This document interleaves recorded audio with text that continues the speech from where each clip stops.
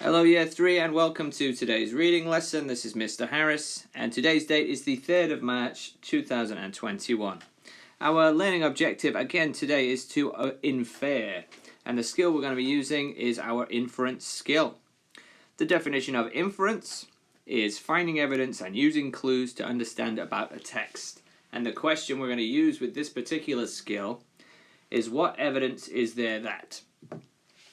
So we're looking again at evidence in a text.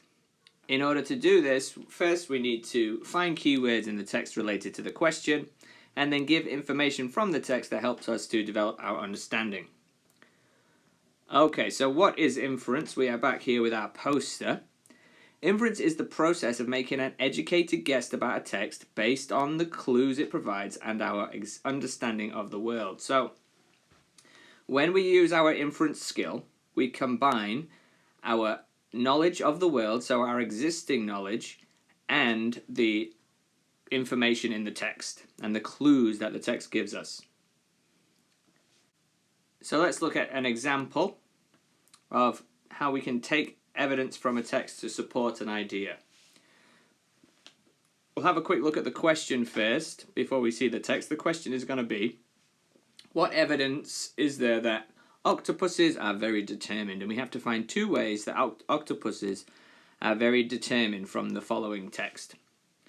So let's have a quick skim read.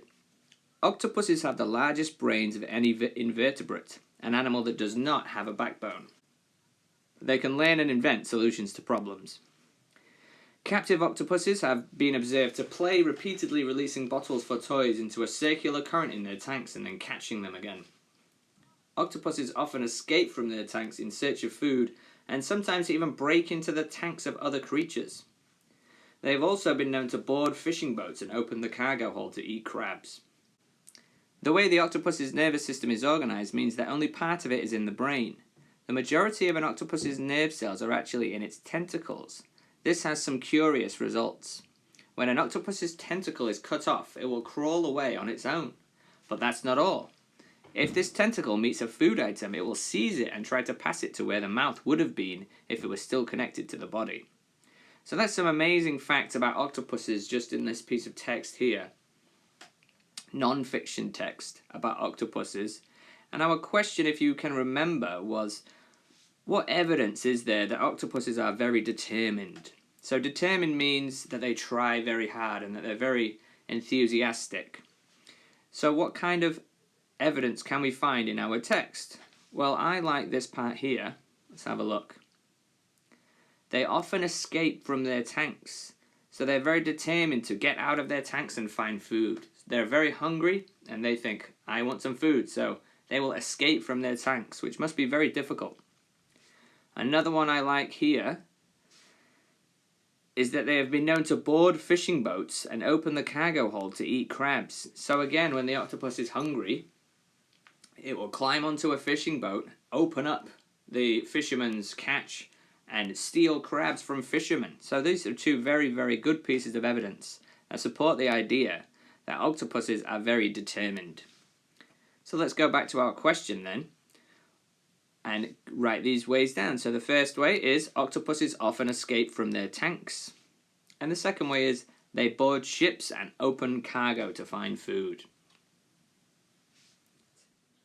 We're coming back to the gnat and the lion, and we're going to ask questions about this story that that we will have to find evidence to support. So let's start with the story. Far, far away in a hot land called Africa lived a gnat and a lion. These two creatures were complete opposites. One was weak and one was strong. One was huge and one was tiny. One was fierce and one was timid. They met one dark night, and this is what happened. The gnat had gone to sleep. He made himself a swinging hammock on a blade of grass, and he was snoring gently. The lion was awake. He was hunting, and his roar could be heard in the distance. It woke the gnat. "What is that?" he asked. The lion roared again. The sound was even louder. "It's getting closer," thought the gnat, holding his breath. A minute later, the lion came into view. When the gnat saw who it was, he felt relieved. "Oh," he said, "it's only you." This annoyed the lion. "Only me?" he murmured silkily, narrowing his yellow eyes. "Are you aware I am the king of the beasts?" When lions narrow their eyes and murmur silkily, they are at their most dangerous, but the gnat wasn't worried. He opened his tiny mouth and yawned. "You may be the king of the beasts," he said, "but I can outwit you any time." The lion snorted. "Ha!" he said, "I could flatten you with one swipe of my paw." The gnat stood up on his spindly legs. "Go on then," he said. The lion raised his paw above his head and brought it down as hard as he could. The gnat jumped out of the way. "Missed," he said. Humming a little tune, he began buzzing round the lion's head. Zzz, zzz, diddly-dee, diddly-dee, zzz, zzz, zzz. "Try and catch me." The lion was furious. He twisted his head this way and that. He snapped, he snarled, he swirled his tail, he swiped with his paws, but the gnat was too nimble. A thought came into the lion's head. If I keep perfectly still, the gnat will settle down and I can pounce. But the gnat didn't settle down. He acted quickly. He flew straight up the lion's nose and began to bite. Roaring with pain, the lion shook his head. He stuffed his claws up his nose. The gnat pulled the hairs inside the lion's nostrils. "Make me the king of the beasts," he called. "Never!" roared the lion. The gnat bit him again. The lion's nose began to swell. He could hardly breathe. "Say it," said the gnat. "Say the gnat is the king of the beasts." The lion could bear it no longer. "The gnat is the king of the beasts," he muttered. His face hurt, his nose was running, his eyes were watering. Without saying another word, the once proud lion turned and disappeared into the long grass. The gnat was full of glee. "I am the smartest creature that ever lived," he boasted. He began looking for a new place to make his home. He wanted something soft and comfortable. Ahead, draped over a bush, was what looked like a white lacy shawl. "That's perfect," said the gnat, and he wrapped himself in it. At first, the gnat didn't notice a small creature moving swiftly towards him, climbing delicately over the lacy threads. When he did, it was too late. "Hello, gnat," said the spider. The gnat tried to fly away, but he was stuck. "You can't harm me," he said. "I'm the new king of the beasts." "We'll see about that," said the spider, and he ate the gnat for his supper. Here is your assignment for today. We have 4 inference questions that include that question that we can use with this particular skill.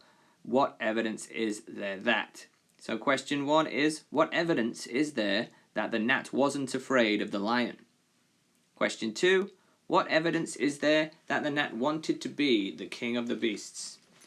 Question 3, what evidence is there that the gnat's bite irritated the lion? And question 4, what evidence is there that the gnat was caught in a spider's web in the end?